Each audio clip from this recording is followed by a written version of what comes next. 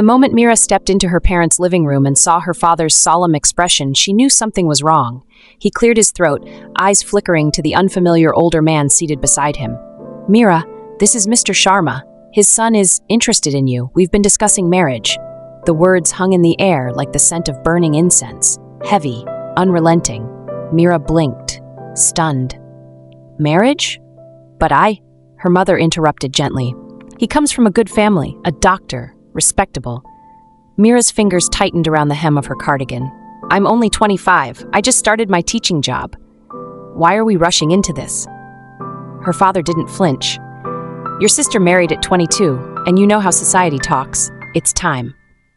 That night, Mira stared at her ceiling fan spinning endlessly, like her thoughts. An arranged marriage. To a man she'd never met. It wasn't about rebellion, it was about control. They were trying to hand her life over to someone because she didn't speak up. Then she thought of Ayan, her childhood best friend, the boy next door who used to bring her mangoes in the summer and tease her during school debates. They had drifted over the years, life had its own path, but he still texted her every now and then. Still called her Mir when no one else dared. On impulse, she messaged him, "Can we talk? It's important." They met the next day at a dusty tea stall under the banyan tree where they'd once carved their initials. Ayan looked the same, broad-shouldered, with a quiet smile that softened when he saw her. "You okay?" he asked, watching her fidget with her phone. "I need your help," Mira said. Her voice trembled more than she wanted.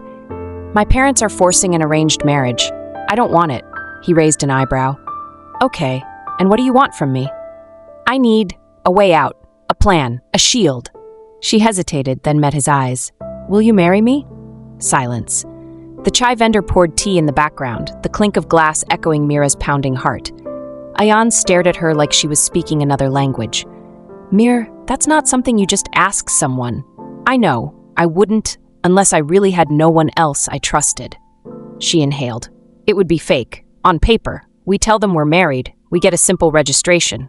I buy time. Then maybe, months later, we say it didn't work out and go our own ways." Ayan looked away for a long moment. Then he said softly, "You always did ask for the impossible." She thought he would walk away, but he didn't. Instead, 3 weeks later, in front of 2 witnesses and a sleepy government official, they signed the papers. When she returned home with the certificate in hand, her mother was crying and her father had gone unnervingly silent. "You married without our blessing," he said coldly. "To a man who, what does he even do?" "He's a photographer," Mira said quietly. "Freelance. And he's been my friend since we were children. I trust him." Her father turned away. "Then don't come crying when life isn't kind." Mira moved into Ayan's apartment the next day. A tiny 2-bedroom space filled with houseplants, stacked camera equipment, and soft jazz humming from the walls. It didn't feel like a marriage. It felt like exile. A mutual agreement to escape expectations. They slept in separate rooms, took turns cooking, laughed sometimes like old friends. It worked, until it started to feel like something more. Late one night, a storm rolled in. The power went out. Mira lit candles and found Ayan sitting on the balcony, drenched from the rain. "You'll catch a cold," she warned, handing him a towel. He looked up at her, hair plastered to his forehead. "You remember that time we built a fort under your mom's dining table and told everyone we were explorers?" Mira smiled faintly. "We thought the linoleum floor was lava," he chuckled. Then the smile faded. "I always wondered what it would have been like if we hadn't drifted."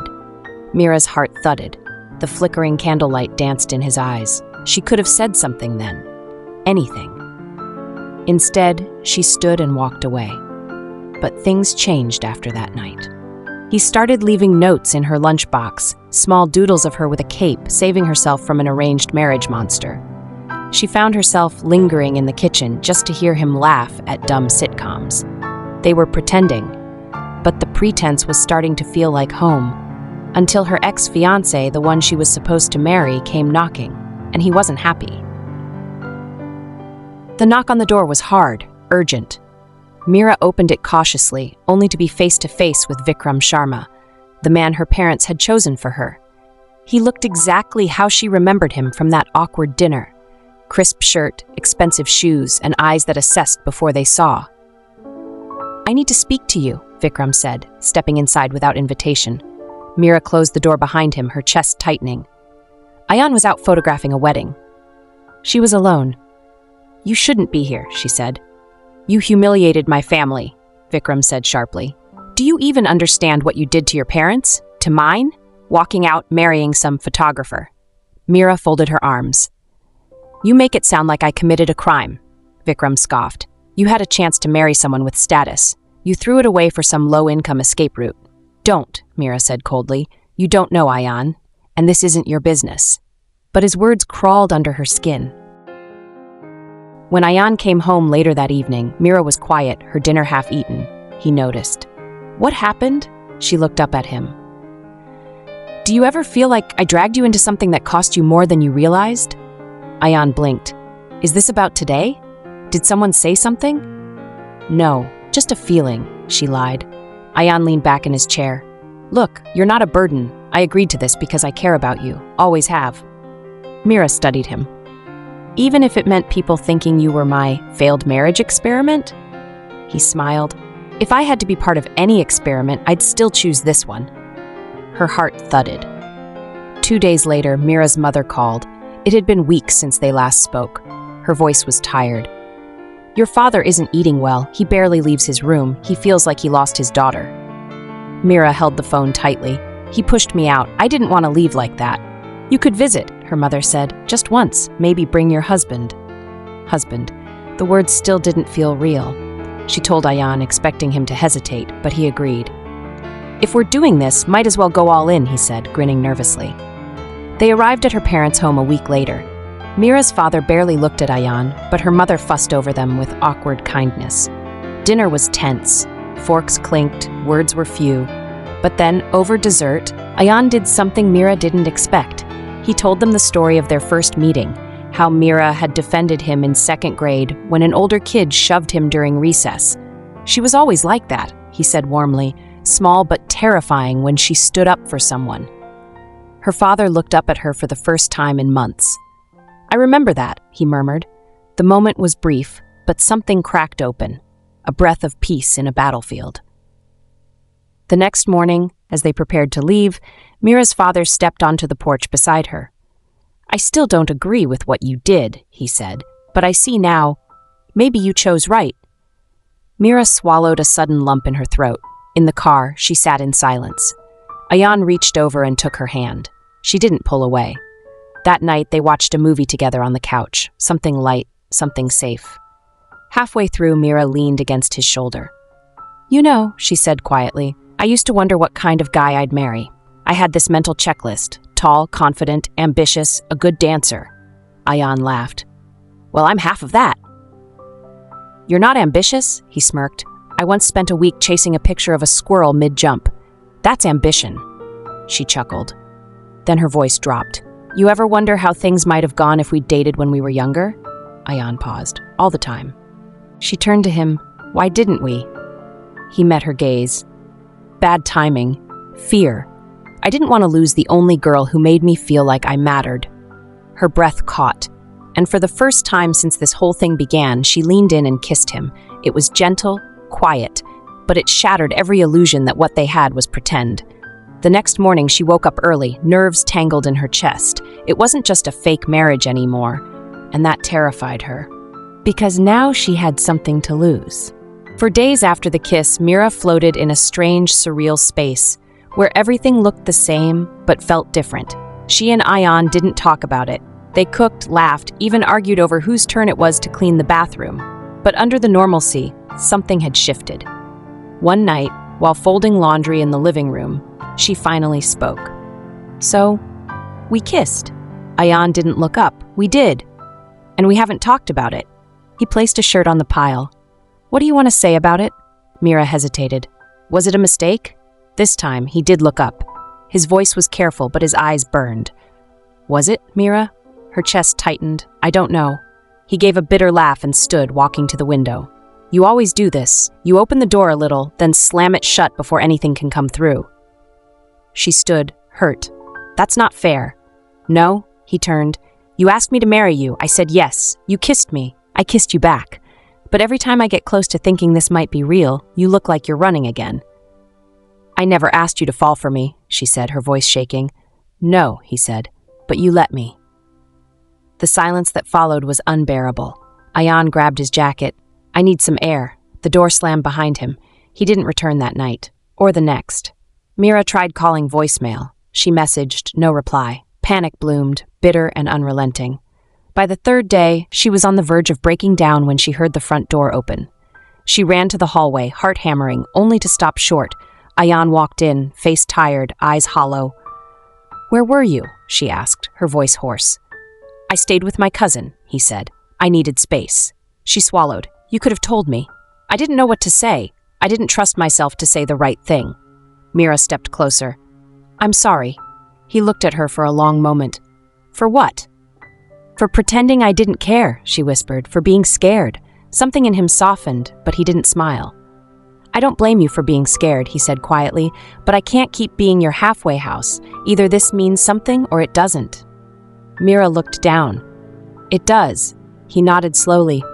"Then you need to stop running, because I won't chase forever." In the days that followed, things were tender, fragile, like mending a cracked vase. One wrong move, and it could shatter again. They started doing more things together. Small things. Grocery shopping, evening walks, late-night tea on the balcony. Mira found herself watching him when he wasn't looking, marveling at the man who had always been right there, waiting for her to see him. Then came the photo exhibition. Ayan had submitted his work for a gallery downtown. It was his first time showing his art publicly. He was nervous. Mira could tell. Even if he smiled and cracked jokes, his hands trembled when he adjusted his tie.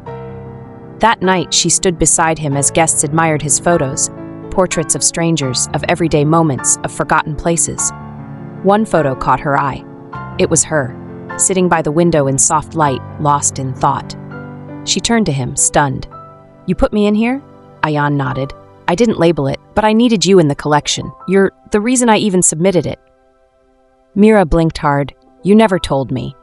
You've always been the person I see when I picture home." Tears welled in her eyes, and in that moment, she knew. She wasn't pretending anymore. But just as things began to heal, life threw them a new curveball. Mira's father collapsed. Her mother called, frantic.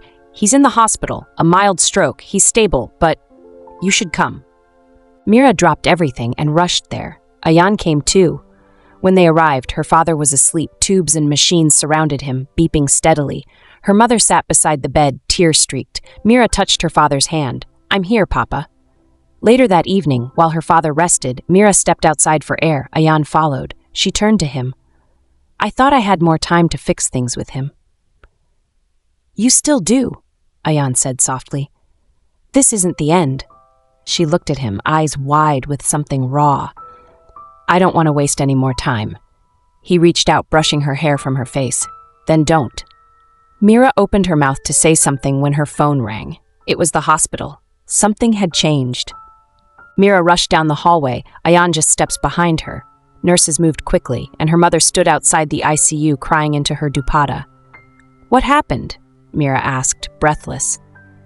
"They said it's a second stroke," her mother whispered. "Worse than the first. He was awake one moment, and then..." Ayan touched Mira's arm gently. "Go to him." Inside the room, her father lay still, paler than she had ever seen him. His breathing was shallow, his eyelids barely fluttering. Mira knelt beside him, heart cracking wide open. "I'm here, Papa," she said, tears sliding freely now. "I know I hurt you, I didn't mean to." She took his hand, pressed it to her cheek. "I was scared to live life on someone else's terms, but I never wanted to lose you because of that." His fingers twitched faintly. Her breath caught, his eyes opened slightly. "Mira?" "I'm here," she whispered again. He looked at her with something heavy in his gaze, regret, maybe, or understanding. "You were always strong," he murmured. "I just didn't know how to let go." Mira cried harder. "It's okay, Papa. You don't have to fight anymore." He tried to smile. "You chose, well." Then his eyes fluttered shut again, and he drifted back into unconsciousness. But Mira knew he had heard her. He had seen her. And maybe, just maybe, he had forgiven her. Her father recovered slowly over the next few weeks. Not fully, but enough to return home under care.